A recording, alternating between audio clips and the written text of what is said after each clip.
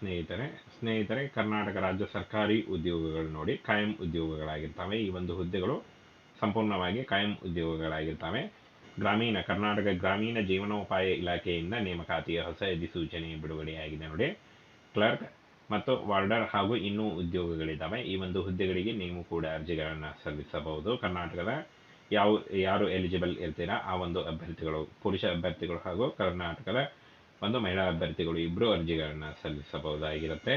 ಇನ್ನು ಈ ಒಂದು ಹುದ್ದೆಗಳಿಗೆ ಅರ್ಜಿ ಸಲ್ಲಿಸುವಂಥ ಅಭ್ಯರ್ಥಿಗಳಿಗೆ ಪ್ರಮುಖ ದಿನಾಂಕ ಹಾಗೂ ಎಷ್ಟು ದಾಖಲಾತಿಗಳು ಇದ್ದಾವೆ, ಹಾಗೆ ಯಾವ ಒಂದು ಹುದ್ದೆಗಳಿಗೆ ಅರ್ಜಿ ಕರೆಯಲಾಗಿದೆ, ಎಷ್ಟು ಹುದ್ದೆಗಳಿದ್ದಾವೆ, ಕರ್ನಾಟಕದಲ್ಲಿ ಯಾವ ಜಿಲ್ಲೆಗಳಿಗೆ ಅರ್ಜಿ ಕರೆಯಲಾಗಿದೆ ಅನ್ನುವಂಥ ಸಂಪೂರ್ಣ ಮಾಹಿತಿ ವಿಡಿಯೋದಲ್ಲಿ ಇರುತ್ತೆ ನೋಡಿ.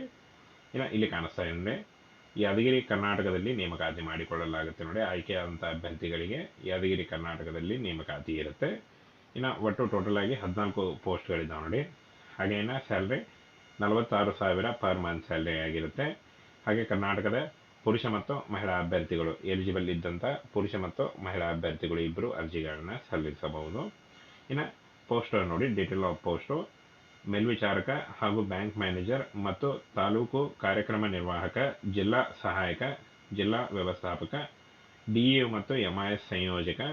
ಇನ್ನು ಕ್ಲರ್ಕ್ ಮತ್ತು ವಾರ್ಡರ್ ಉದ್ಯೋಗಗಳಿಗೆ, ಮೇಲ್ವಿಚಾರಕ ಕ್ಲರ್ಕ್ ಉದ್ಯೋಗಗಳಿಗೂ ಕೂಡ ಈ ಒಂದು ಹುದ್ದೆಗಳಿಗೆ ಇಷ್ಟೊಂದು ಹುದ್ದೆಗಳಿದ್ದಾವೆ. ಈ ಒಂದು ಹುದ್ದೆಗಳಿಗೆ ಆಯ್ಕೆ ಮಾಡಿಕೊಂಡು ನೀವು ಅರ್ಜಿಗಳನ್ನು ಸಲ್ಲಿಸಬಹುದು. ಇನ್ನು ಏಜ್ ಲಿಮಿಟನ್ನು ನೋಡೋದಾದರೆ 18ರಿಂದ 45 ವರ್ಷದ ಒಳಗಿನವರು ಅರ್ಜಿಗಳನ್ನು ಸಲ್ಲಿಸಬಹುದು. OBC ಮತ್ತು 2A 2B 3A 3B ಅಭ್ಯರ್ಥಿಗಳಿಗೆ 3 ವರ್ಷಗಳ ವಯೋಮಿತಿ ಸಡಿಲಿಕೆ ಇದ್ದರೆ, SC ST ಪರಿಶಿಷ್ಟ ಜಾತಿ ಪರಿಶಿಷ್ಟ ಪಂಗಡದ ಅಭ್ಯರ್ಥಿಗಳಿಗೆ 5 ವರ್ಷಗಳ ವಯೋಮಿತಿ ಸಡಿಲಿಕೆ ಕೂಡ ಇರುತ್ತೆ ನೋಡಿ. ಆದಷ್ಟು ನಿಮ್ಮ ವಯಸ್ಸಿನ ಲೆಕ್ಕಾಚಾರ ಮಾಡಿಕೊಂಡು ನೀವು ಅರ್ಜಿಗಳನ್ನು ಸಲ್ಲಿಸಬಹುದು. ಇನ್ನು ಸೆಲೆಕ್ಷನ್ ಪ್ರಾಸೆಸನ್ನು ನೋಡೋದಾದರೆ ಲಿಖಿತ ಪರೀಕ್ಷೆ ಇರುತ್ತೆ ನೋಡಿ. ಸ್ಪರ್ಧಾತ್ಮಕ ಲಿಖಿತ ಪರೀಕ್ಷೆ ಇರುತ್ತೆ ಕನ್ನಡದಲ್ಲಿ. ಹಾಗೂ ಈ ಒಂದು ಕನ್ನಡದಲ್ಲಿ ಏನು ಲಿಖಿತ ಪರೀಕ್ಷೆ ಇರುತ್ತೆ ಇದನ್ನು ಪಾಸ್ ಮಾಡಿದಂಥ ಅಭ್ಯರ್ಥಿಗಳಿಗೆ ಸಂದರ್ಶನ ನಡೆಸಿ ಆಯ್ಕೆಯನ್ನು ಮಾಡಿಕೊಳ್ಳಲಾಗುತ್ತೆ ನೋಡಿ. ಇನ್ನು ಕ್ವಾಲಿಫಿಕೇಷನ್ನ ಏನು ಅಂತ ನೋಡೋದಾದರೆ PUC ಹಾಗೂ ಎನಿ ಡಿಗ್ರಿ ಮತ್ತು ಸ್ನಾತಕೋತ್ತರ ಪದವಿ BSc MSc MBA MCOM ಆದಂಥ ಅಭ್ಯರ್ಥಿಗಳು ಹಾಗೂ ಎನಿ ಡಿಗ್ರಿ ಮಾಡಿದಂಥ ಅಭ್ಯರ್ಥಿಗಳು ಕೂಡ ಈ ಒಂದು ಹುದ್ದೆಗಳಿಗೆ ಅರ್ಜಿಗಳನ್ನು ಸಲ್ಲಿಸಬಹುದು.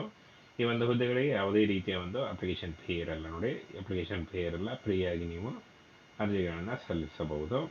ಇನ್ನು ಇಂಪಾರ್ಟೆಂಟ್ ಡೇಟ್ಸನ್ನು ನೋಡೋದಾದರೆ ಇಲ್ಲಿ ನೋಡಿ, 27/11/2024 ಆಲ್ರೆಡಿ ಅರ್ಜಿ ಸಲ್ಲಿಕೆ ಶುರುವಾಗಿದೆ. 10 ಡಿಸೆಂಬರ್ 2024 ಅರ್ಜಿ ಸಲ್ಲಿಸಲು ಕೊನೆಯ ದಿನಾಂಕ ಆಗಿರುತ್ತೆ ನೋಡಿ. ಈ ಒಂದು ಕೊನೆಯ ದಿನಾಂಕದೊಳಗಾಗಿ ನೀವು ಅಫಿಷಿಯಲ್ ವೆಬ್ಸೈಟ್ಗೆ ಹೋಗಿ ಅರ್ಜಿಗಳನ್ನು ಸಲ್ಲಿಸಬಹುದು. ಇನ್ನು ಬೇಕಾಗಿರುವ ದಾಖಲೆಗಳನ್ನು ನೋಡೋದಾದರೆ ಭಾವಚಿತ್ರ ಅಂದರೆ ನಿಮ್ಮ ಫೋಟೋ ಹಾಗೂ ಸಿಗ್ನೇಚರು, ಅನುಭವದ ಪ್ರಮಾಣ ಪತ್ರ ಏನು ಕಡ್ಡಾಯ ಇಲ್ಲ, ಹಾಗೂ ಜನ್ಮ ದಿನಾಂಕ ಪತ್ರ, ಜಾತಿ ಮತ್ತು ಆದಾಯ ಪ್ರಮಾಣ ಪತ್ರ ಹಾಗೂ ಎಲ್ಲ ಶೈಕ್ಷಣಿಕ ಅಂಕಪಟ್ಟಿ, ಇನ್ನು ಕಂಪ್ಯೂಟರ್ ಪ್ರಮಾಣ ಪತ್ರ ಹಾಗೂ ಇತರೆ ದಾಖಲಾತಿಗಳು ಏನಾದರೂ ಇದ್ದಲ್ಲಿ ಅದನ್ನು ಕೂಡ ನೀವು ಆನ್ಲೈನ್ ಮೂಲಕ ಅಪ್ಲೈ ಮಾಡುವಾಗ ಹಾಕಬಹುದಾಗಿರುತ್ತೆ. ಈ ರೀತಿಯಾಗಿ ನೀವು ಆನ್ಲೈನ್ ಮೂಲಕ ಅರ್ಜಿಗಳನ್ನು ಸಲ್ಲಿಸಬಹುದು. ಅರ್ಜಿ ಸಲ್ಲಿಕೆಯ ನೇರ ಲಿಂಕು ವಿಡಿಯೋ ಡಿಸ್ಕ್ರಿಪ್ಷನ್ ಬಾಕ್ಸಲ್ಲಿ ಇರುತ್ತೆ ನೋಡಿ. ಅಲ್ಲಿ ಹೋಗಿ ಡೈರೆಕ್ಟಾಗಿ ನೀವು ಆನ್ಲೈನ್ ಮೂಲಕ ಅರ್ಜಿಗಳನ್ನು ಸಲ್ಲಿಸಿ